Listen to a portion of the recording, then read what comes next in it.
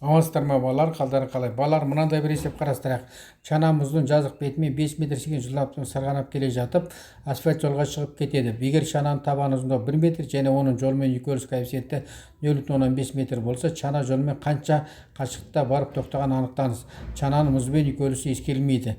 Бұл жерде балалар, чананың мұзбен келіскен кезде алған кинетикалық энергиясы толығымен үйкеліс күшінің атқарған жұмысына жұмсалады. Өйткені чанамыз одан кейін сынып өзіне жеткенде тоқтап қалады. Енді осы айтқанымыз жазайық. mv квадрат бөлінген nv квадрат бөлінген 2 тең болады a1 қосу a2.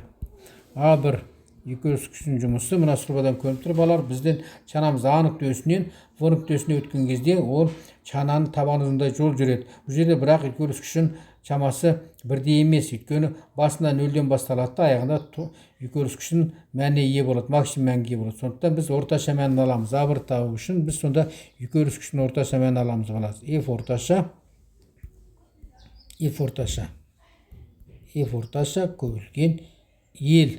F орташа дегеніміз сол үйкеліс күшінің бірінші үйкеліс күші, үйкеліс 1 көбейтілген қосу F нөлебой бөлінген 2 көбейтілген ел. Басында жәнеген айттық 0-ден басталады.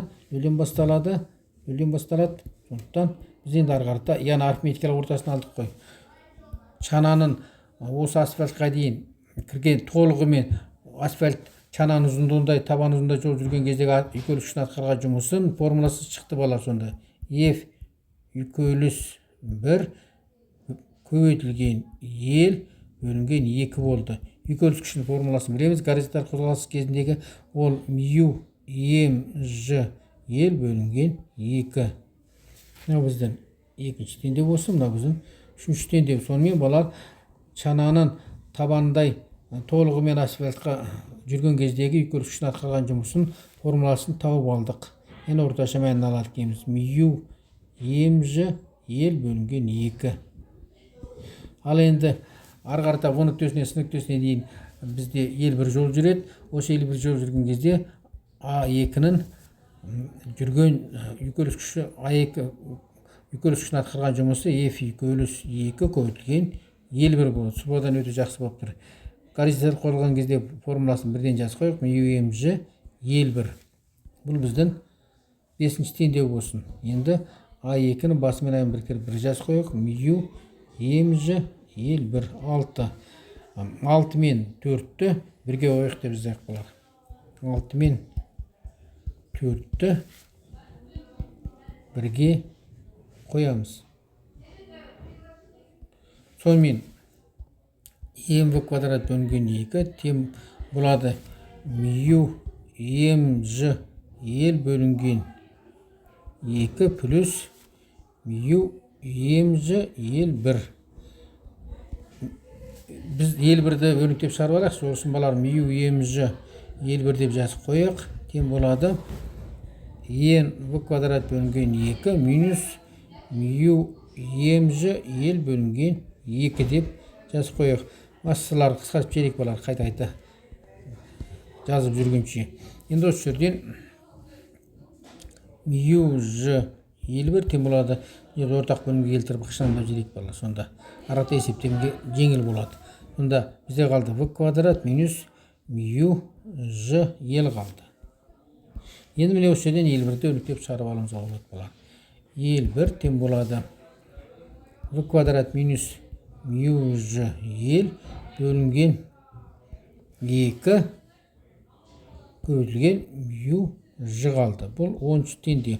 Балалар, ел1-ді неге таптық? Сұлбаға қарайық балалар. Жалпы жүрген жолын табу керек, чананың қаншалықты барып тоқтады дейді. Сонда жалпы жүрген жолымыз елді ел1-ге қосқанға тең екен. Бізде ел1 табылмай тұрды ғой сонда. Жалпы жүрген жолымыз ел тең болады ел қосу ел1. Сұлбадан өте жақсы көріп тұр.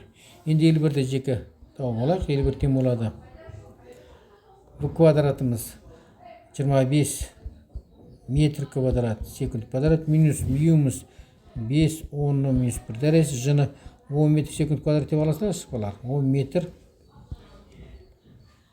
10 метр секунд квадрат көбейтілген чананың ұзындығы 1 метр, табан ұзындығы көбейтілген 2 көбейтілген 5 10 минус 1 дәрежесі үлкен 10 метр секунд квадрат. Енді бірлігі шығу керек, үстінде метр квадрат секунд квадрат. Сонда қысқарады, метр қалды, бірлігі шықты балар, бірлігі шықты. Енді қысқартады, қысқарып жіберейік. Минус 1 мен минус 1 қысқарсын, минус 1 мен минус 1 қысқарсын. Сонда 25-тен 5 алсақ 20, 20-ны 10-ға бөлсек 2 метр, е? Толығымен жаза салайық. Бізден сонда шықты балар 2 метр шықты. Яғни ел 1 тен 2 метр. Ал өзінің ұзындығы, табан ұзындығы 1 метр. Сонда ел тең болады 2 метр қосу 1 метр тең болады 3 метр болды. Сонда чана мұздан асфальтқа шыққаннан кейін, тоқтағанға дейін ол 3 метр жол жүреді екен. Жауабы. Осымен балалар сабағымыз аяқталды. Қош сау болыңыздар.